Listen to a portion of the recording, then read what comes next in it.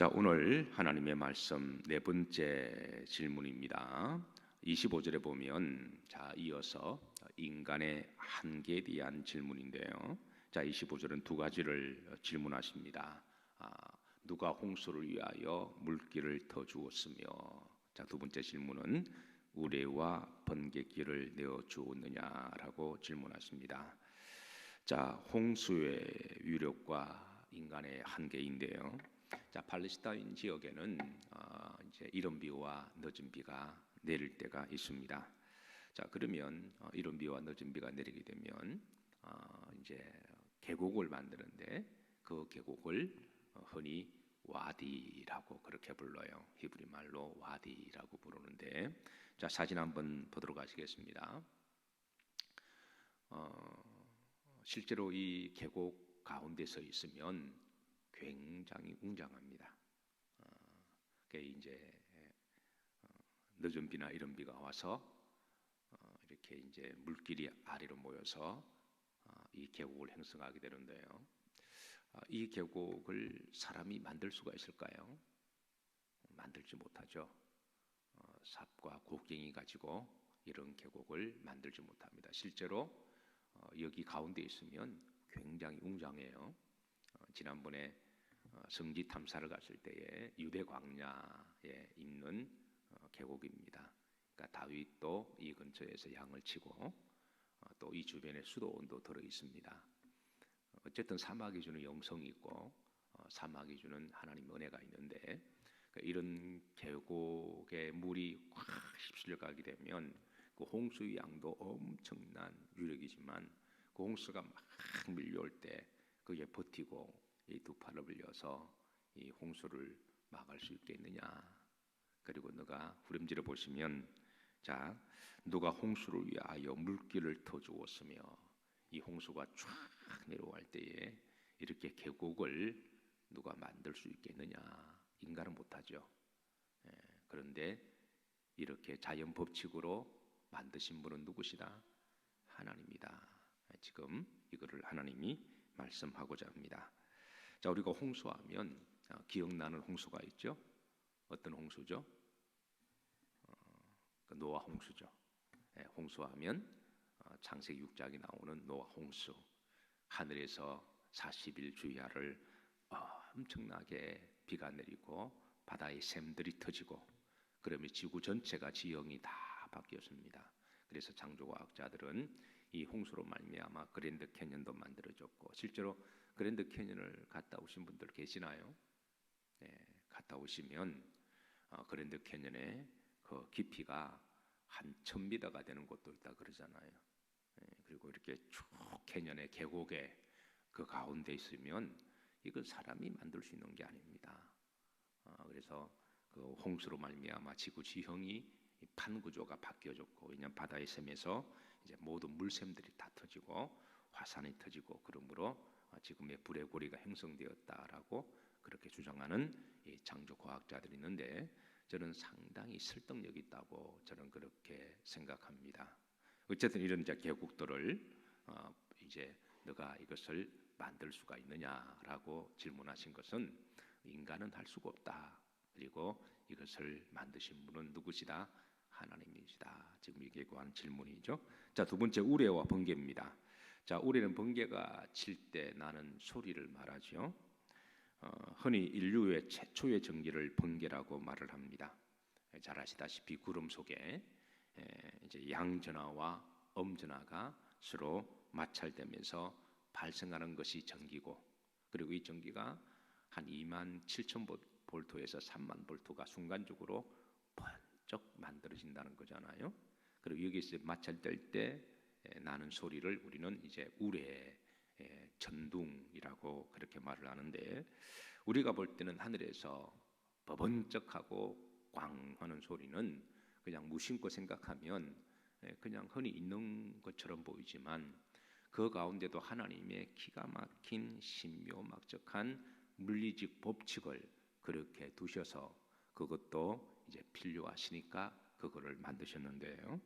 하나님은 욥에게 하늘에서 번개가 치고 전동이 나고 번쩍하는 이런 엄청난 광경을 뭐 팔레스타인 지역 일상에 볼 수 있는 일들이니까 너가 그거를 너가 만들 수 있느냐? 예. 너가 그것을 번개가 가는 길을 너가 낼 수가 있느냐? 번개가 번쩍 칠 때에 번개가 뻗어나가는 거 이렇게 길이 있잖아요. 너가 그것을 주관할 수 있느냐? 이건 인간의 한계에 대한 질문이죠. 그건 못한다. 그럼 이거 주관하시는 분은 누구시다? 하나님이시다. 여기 주어는 하나님입니다. 자연을 이야기하는 게 아니라 자연의 신비한 현상들을 보면서 이 모든 것을 통치하시고 섭리하시고 다스리는 분은 하나님이시다. 예. 자, 26절입니다. 합독합니다. 누가 사람 없는 땅에 사람 없는 광야에 비를 내리며 그랬습니다. 이게 사람 없는 땅이라고 하는 것은 사람이 살 수가 없는 땅을 말해요. 유대 지역에는 사람이 살 수 없는 두 곳이 있습니다. 첫 번째는 사막이고 두 번째는 광야입니다. 사막은 글자 그대로 이제 모래만 있는 땅을 이야기를 하죠. 광야는 이제 덤성덤성거려도 풀이 나 있는 그런 땅을 광야라고 그러는데요. 사막이나 이 광야는 사람이 살기 힘든 이유가 있습니다. 첫 번째 더워서 살지를 못하고, 두 번째는 물이 없어서 살지를 못하고, 세 번째는 곡식이나 나무나 가축을 키울 수가 없어서 여기에 살지 못해요. 27절로 이어집니다. 황무하고 황폐한 토지를 흡족하게 하여 연한 풀이 돋아나게 하였느냐. 그런데 욥에게 물으십니다. 이런 사막이나 광야에 너가 개간을 해서 토지를 만들 수가 있고, 너가 거기에서 가축을 키울 수가 있고, 너가 거기에서 나무나 풀을 자라게 해서 열매를 딸 수가 있느냐라고 그렇게 물으세요. 여러분, 이 농사를 하는 게 쉬운 것처럼 보여도 이게 사실은 어렵습니다. 일전에 한번 옥상에서 좀 야채를 좀 키워서 꼭 뭐 먹기보다는 보는 재미도 있고, 그래서 또 관상용이기도 하고, 또 필요하면 또 상추도 몇 개 따먹기도 하고, 그 소소한 일상의 재미를 위해서 한번 옥상에 그 상추를 한번 키웠는데 결국은 다 죽었어요. 아니 왜 그럴까? 토마토도 사실 상추나 토마토는 키우면 나는 거잖아요. 깻잎도 키우면 나는 거고, 미국에서 목회할 때 저희 교회 땅이 한 4,5천 평이 되어서 그래서 그 주변에 땅들이 많아서 우리 교인들이 이제 오시면 농사도 짓고 뭐 재미죠, 재미로. 그러면 그 이제 뭐를 심으면 잘 나요. 특히 깻잎 같은 경우는 손보지 않아도 잘 나서 그래서 주변에 사슴도 와서 따먹기도 하고 이제 그런 보는 맛도 있었는데, 그런데 옥상에 한쪽 이렇게 화단 같은 거 비슷한 걸 이제 우리 이제 관리군사님 만들어 주셔서 이제 토양도 이렇게 넣어놓고 만들어 주셔서 그게 상추를 심었는데 상추도 안 자라고, 토마토도 심었는데 토마토도 안 자라고, 그 왜 그럴까? 남들은 잘 자라던데 결국은 포기했습니다. 근데 나중에 제가 저렇게 양재 꽃시장인가 가서 한번 물어볼 일이 있어서 가서 물어보니까 흙을 쓸 때에 일반 흙하고 비료하고 한 7대 3, 8대 2 정도 섞었어야 되는데 보니까 그 흙이 다 비료로 쓴 거예요. 비료를 하니까 뿌리가 다 녹아져 내린 겁니다. 그래서 그걸 알 자가 알지 못하고, 야, 이 농사도 아무나 하는 게 아니구나. 농사를 할 때에 하나님 우리가 뭐를 심게 되면 잘 자라잖아요. 그건 땅의 토질이 좋아서 그런 거죠. 또 땅의 토질도 좋아야 되고 우리가 또 기본적인 상식도 있어야 되는데, 그래서 여러분 우리가 야채를 먹고 과일을 먹고 할 때 하나님께 정말 감사해야 됩니다. 우리나라는 토질이 좋아서 광야 땅도 아니고 사막 땅도 아니고, 그래서 뭐를 기본적인 상식만 가지고 씨를 뿌리면 잘 자라잖아요. 이게 여러분 하나님 은혜고 기적이 아닙니까? 꼭 내가 병고침을 받고 내가 방언을 하고 신기한 걸 봐야만 하나님이 살아계시고 정신이 짜릿짜릿하고, 우리 기독교의 수준의 영적 감동이 그것밖에 되지 않은 건가요? 그럼 그거 없으면 하나님은 살아계시지 않으시고 그런 짜릿한 감동이었으면 내가 힘이 안 나는 건가요?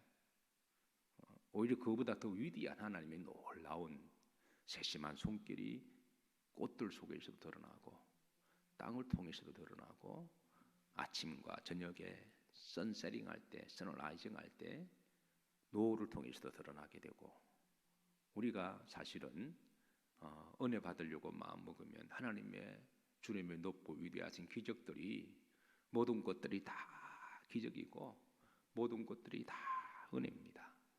우린 하나님의 역사와 기적을 너무 개인적으로만 국한시켜서 자기 중심적으로 자기에게 찌릿한 것만 와야 하나님은 살아계신다 이렇게 하는 것은 하나님의 기적을 너무 제한시킨다고 하는 거예요. 예. 어쨌든 하나님이 욥에게 너가 사막에서 광야에서 너가 토지를 개간해서 온 사막을 다 옥토로 만들 수가 있느냐, 거기에서 너가 곡식을 키울 수가 있느냐라고 질문을 하시죠. 그런데 욥은 뭐한다? 못한다라는 거예요. 그러나 그렇게 하실 수 있는 분은 누구시다? 하나님이시다. 예, 그래서 사랑하는 성도 여러분, 앞으로 우리나라에 이렇게 좋은 땅들을 보실 때마다 하나님께 정말 감사를 해야 됩니다. 자, 28절입니다. 이게 또 재미있는 비유법을 의인화시킨 비유법인데요. 자, 비에게 뭐가 있느냐? 아비가 있느냐? 그 다음에 있을 방울은 누가 낳았느냐? 그랬습니다. 자, 비에 아비가 있다면 누굴까요? 구름이라고 말할 수 있겠죠. 있을 방울에 어미가 있다면 공기 중에 수분이라고 말할 수가 있습니다. 자, 그러면서 그 다음에 얼음은 누구의 태에서 났느냐? 얼음은 누구의 태에서 났느냐? 공중의 서리는 누가 낳았느냐? 지금 여기에서 이제 어미, 아비, 태 누가 낳았느냐라고 질문하는 것은 이제 나중에 제가 말씀을 드리겠습니다. 왜 하나님이 이런 비유를 통해서 질문하시는지. 자, 얼음의 어미가 누굴까요? 아마 물이라고 대답할 수가 있겠죠. 공중의 서리는 누가 어미일까요? 아마 공기 중에 습도라고 대답할 수가 있을 것입니다. 자, 30절 물은 돌같이 뭐하고 굳어지고, 이게 물의 고체화 현상을 이야기를 하죠. 물이 딱딱하게 굳어지면 이렇게 도끼를 가지고도 잘 안 깨지거든요. 저 빙하 지역 가면 물이 딱딱하게 얼어서 그 빙하에 부딪히면 배가 깨지고 막 그렇잖아요. 그 다음에 깊은 바다의 수면은 많으니라 얼어붙느니라 그랬습니다. 이거는 이제 바다에 떠 있는 얼음을 이야기를 하죠. 한 가지 신기한 것은 얼음은 공기보다 무겁고 물보다 무겁습니다. 그러면 공기보다 무겁고 물보다 무거우면 물 속에 뭐 해야 돼요? 가라앉아야 되잖아요. 그런데 얼음은 물에 뜹니까 가라앉습니까? 뜨죠. 그것도 신기하지 않나요? 분명하게 물리학 법칙에 의하면 공기보다 무거우면 떨어지잖아요. 먼지가 가볍지만 공기보다 무거워서 사포로 내려앉는 거잖아요. 그게 이제 만류력의 법칙이기도 하고, 그리고 바다에 물보다 무거운 거는 바다 밑에 가라앉잖아요.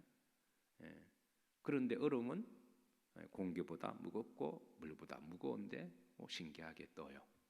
그거는 이제 얼음 속에 있는 그 이제 밀도의 원자 구조가 늘어나기 때문에 뜰 수도 있다 그러는데, 어떤 과학자들은 이것도 신비다.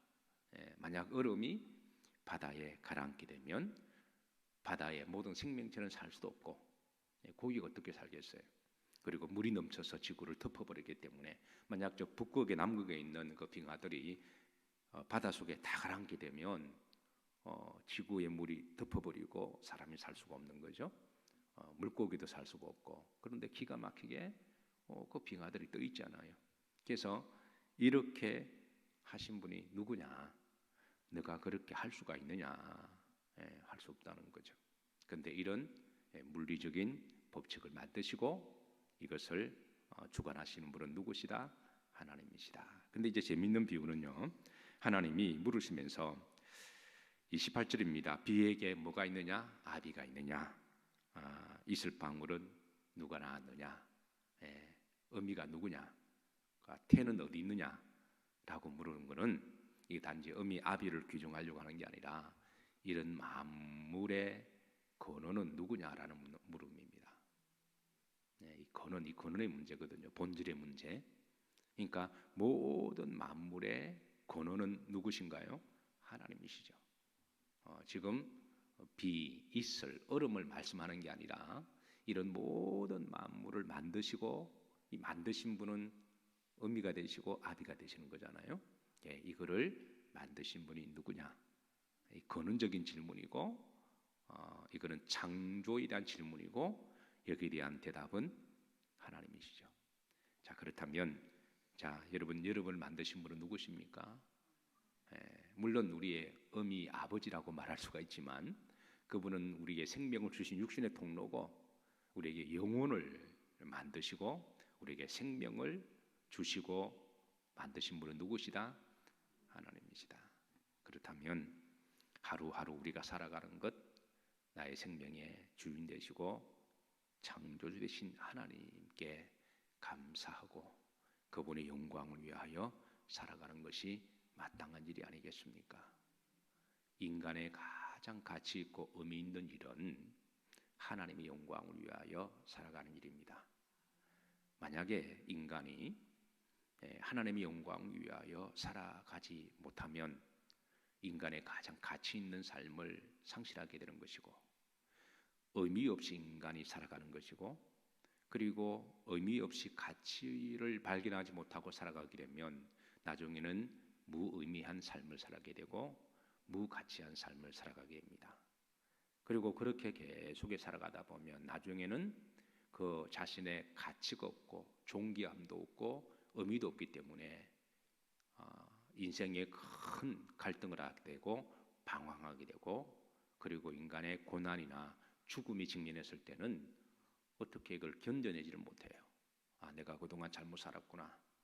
내가 뭘 위하여 이렇게 열심히 살았나. 그 사람이 대통령이 되고 장관이 되고 교수가 되고 사업가가 되어서 아무리 돈을 많이 벌어도 죽음 앞에서 답을 찾지 못하면 그게 무슨 소용이 있겠습니까? 그래서 사람들이 죽음 앞에서 갈등하고 방황하고 그래서 그렇게 고통스러워하는 사람들이 너무나 많아요. 그러나 우리 인생의 목적이 하나님 영광을 위한 거고 그리고 우리가 죽어도 살도 주를 위한 것이고 수록 우리가 나이가 되어서 암이든 질병이든 노환이든 간에 죽는다고 할지라도 죽음 끝에 답을 알고 있는 사람들이잖아요. 그러니까 우리가 이별에 대한 상실의 슬픔은 있을 수가 있어도 인생 방황에 대해서 불행하게 생각하거나 잘못 살았다라고 그렇게 말하지는 않는 거죠. 오히려 천국의 소망을 가지고 우리의 진짜의 삶은 하늘나라에 있음을 믿음으로 고백하고 오히려 스데반처럼 죽음 앞에서도 하늘을 향하여 두 팔을 벌리고 기도하고 이제 나의 본향으로 돌아간다고 하는 이 부활의 신앙, 이런 신앙이 있기에 우리가 요즘처럼 코로나 바이러스가 기승을 부리고 아무리 마귀수술 한다고 할지라도 최대한 조심을 하되 그것 가지고 우리가 너무 불안해하거나 너무 죽음 자체를 두려워하지 않는 것은 우리가 이미 그 답을 알고 있는 사람들일진데 그게 뭐 그리 큰 대수가 되겠습니까? 그래서 우리가 인간의 가장 보람되고 가치 있는 일은 남에게 선행을 좀 베풀고 좋은 일 한다고 해결될 문제가 아닙니다. 물론 우리가 선행을 하는 건 좋은 일입니다. 하나님이 나에게 축복을 주셔서 남을 도와주고 선대하고 착한 일하고 그 좋은 일입니다. 그러나 그게 우리 인생의 목적은 아니라는 거예요. 우리 인생의 최고의 사람을 사람답게 하는 것은 하나님 영광을 위한 삶이고 우리 인생의 가장 가치 있게 의미 있게 살아가는 나 자존감의 영적인 기쁨은 하나님 영광을 위한 일입니다. 그렇게 살아가면 우리 인생이 하나님이 존귀하게 만들어 주시고 내가 어떤 직장을 하든 그곳이 섬겨지고 그리고 가치가 있고 세상 인간이 하나님을 위한 삶보다 의미 있는 게 더 어디가 있겠습니까? 하나님을 위한 삶보다도 의미 있는 삶은 없습니다. 그렇다고 다른 의미 없다라는 말은 아니지만 가장 가치 있는 일은 하나님의 영광을 위하여 살아가는 삶입니다. 그렇게 살아갈 때 우리가 고난이나 죽음이나 질병을 만나도 우리의 삶에 방황하지 아니하고 믿음으로 살았으니 거기에 대한 소망을 가지고 우리가 이겨낼 수도 있고, 그래서 우리 믿는 자들에게는 범사에 뭐하라? 감사하라. 항상 뭐할지어다? 기뻐할지어다. 쉬지 말고 뭐할지어다? 기도하라. 이게 바로 진리를 찾은 사람들의 일상의 삶의 패런입니다. 오늘 하루도 천지 만물을 지으신 창조주 하나님을 깊이 묵상하시고, 또 나의 생명의 주권자 되신 하나님을 깊이 묵상하시고, 예수 그리스도를 묵상하시고, 오늘도 의미 있고 가치 있게 그리고 영광스럽게 살아가시기를 주의 이름으로 축복합니다. 기도합니다. 하나님 감사드립니다. 우리의 생명의 아버지가 되시고 어미가 되어 주셔서 거론적인 질문 앞에 답을 주심을 감사드립니다. 오늘도 주님을 마음껏 찬양하게 하옵시고, 또 주신 사명 잘 감당하게 하옵시고, 하나님을 드러내는 삶을 살아가게 하옵소서. 예수님 이름 받들어 축복하며 기도하옵나이다. 아멘.